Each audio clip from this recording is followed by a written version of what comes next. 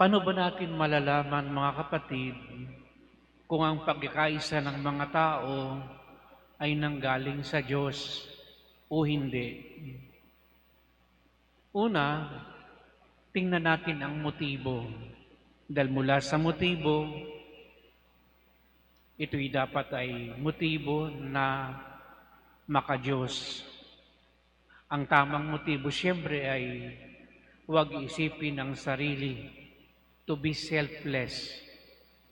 Sa atin sa simbahan, kapag ang motibo mo ay selfless, magkaloob, maglingkod, na walang hinihintay na kapalit, yun ang tamang motibo.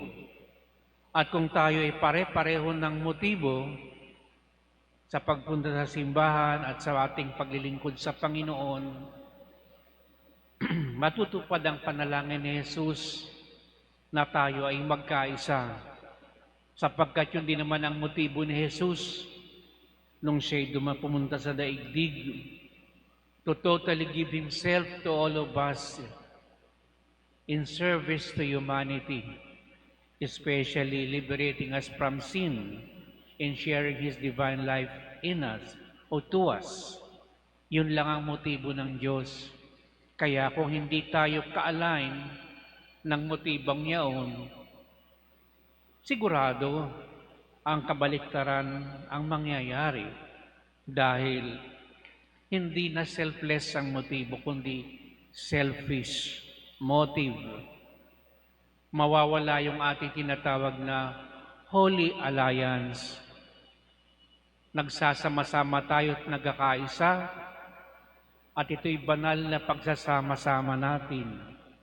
Kaya kapag nakakakita tayo ng mga hidwaan sa loob ng simbahan na nagwawatak-watak sa tao, sigurado meron diyang nagsusulong ng partikular niyang interes. Nawawala na siya sa alignment ng tamang motibo sa paglapit sa Diyos at sa simbahan at sa paglilingkod rito. Dahil yan ay isang malakas na pakana ng demonyo at tayo pagwatak-watakin. At sino ba ang ating point of unity? Magmula sa parokya, sa diocese, at sa buong mundo. Siyempre, mula sa Santo Papa, kung hindi tayo kaisa ng Santo Papa, kalaban tayo ng Santo Papa, di ba? Kung di tayo kaisa ng obispo, kaming mga pari, kalaban namin ng obispo. Kung hindi kayo kaisa ng kura paroko, kalaban nyo ang kura paroko. At doon magmumula ang pagkakawatak-watak natin at maliwanag na nagaganap ang pakana ng demonyo tuwing tayo'y nag-aaway-away at tuwang-tuwa siya. May dahilan si Jesus kung bakit isinusulong niya sa kanyang panalangin ang pagkakaisa, sapagkat sinasabi niya, doon lamang makikilala si Kristo na totoong siya'y anak ng Diyos, sapagkat kaya niya pang pagbuklurin ang mga tao kahit wala na siya sa mundo. Ay di nga ba, mga kapatid, mula noon hanggang ngayon, ang Santo Papa ay nananatili sa succession at siya pa rin na nag-unite sa ating lahat ng mga Kristiyano, mga binyagan sa buong mundo. Ibig sabihin, sa tulong ng Espiritu, kahit makasalanan tayong lahat, pinagpapanibago niya ang mga tao, binabago niya ang kalooban upang sa Espiritu at diway magkaisa tayo at makilala si Kristo.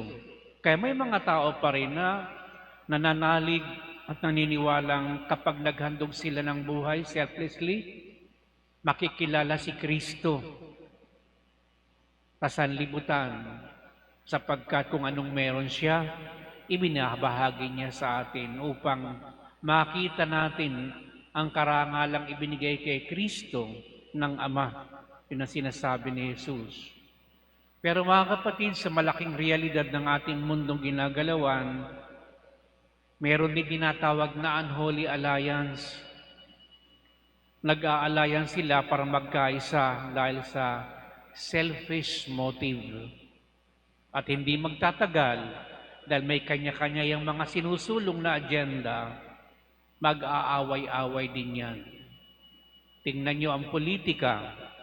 Dati magkakaisa, unity team, pero ngayon, away-away na. Kasi ang sinusulong karaniwan ay mga pansarili na hangarin. Hindi talaga totoong maglingkod sa bayan.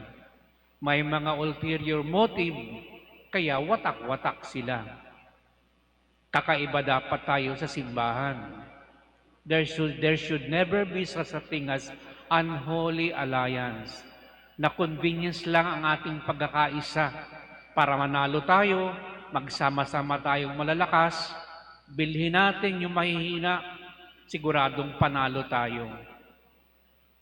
At pagkatapos, mag-aaway din sila kasi magpapataasan sila, mawawala yung unholy alliance nila, away-away na kasi, kung sino rin matirang matibay, yun ang bubuo ng bagong unholy alliance.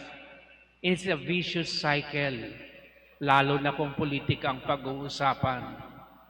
Pero mga kapatid, yun nga sinasabi sa atin ng Ebanghelyo. Huwag tayong mabubuyo sa ganung uri sapagkat kapag pang sarili lamang sinusulong natin ang mga agenda, ito'y madaling mabubuwag, magiging sanhi ng ating maraming kabiguan at paghihirap. Pero kapag tayo nagkakaisa palagi sa Panginoon lamang na paglilingkod sa Kanya, mabubuo ang katuparan ng kalooban ng Diyos. At tayo rin ang mag-aani ng bunga nito. Hindi lamang mapararangalan at makikilala sa Kristo, tayo rin ang mag-aani ng tagumpay, ng kapayapaan sa ating buhay, sa ating mga puso. Sino bang gusto mag-away-away at maging divided at walang kapayapaan? Maging sa ating mga pamilya, ayaw natin itong mangyari. Kaya nga kahit sa level ng pamilya, pag hindi rin nagkakaisa sa Panginoon, para lamang sila nagsasama-sama sa isang bubong, may naghahanap buhay, may nagluluto, may kumakain, may natutulog. Walang point ng pagkakaisa. Dahil ang pinakamatatag, pinakamabigat na point ng ating pagkakaisa palagi ay si Kristo. At yan ang hinasabing mahalaga ng Ebanghelyo sa araw na to.